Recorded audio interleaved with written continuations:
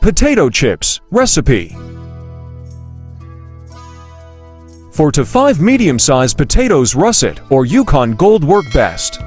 Vegetable oil canola, sunflower, or peanut oil, salt to taste.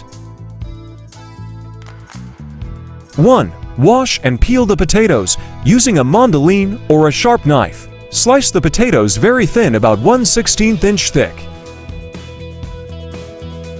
2. Place the sliced potatoes in a large bowl of cold water. Let them soak for 30 minutes to remove excess starch, which helps them get crispy. 3. Drain the potatoes and pat them dry thoroughly using paper towels or a clean kitchen towel. 4. In a large, deep pan, pour enough oil to submerge the chips about 2 inches deep. Heat the oil to 350 degrees Fahrenheit, 175 degrees Celsius. 5. Fry the potato slices in batches, making sure not to overcrowd the pan. Fry for about 3 to 4 minutes, turning them occasionally until they are golden and crispy. 6. Remove the chips with a slotted spoon and drain them on a paper towel-lined tray.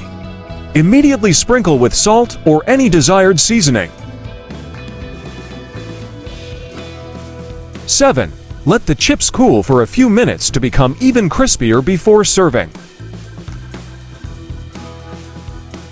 7. For different flavors, you can experiment with adding seasonings like garlic powder, onion powder, paprika, or even cheese powder after frying.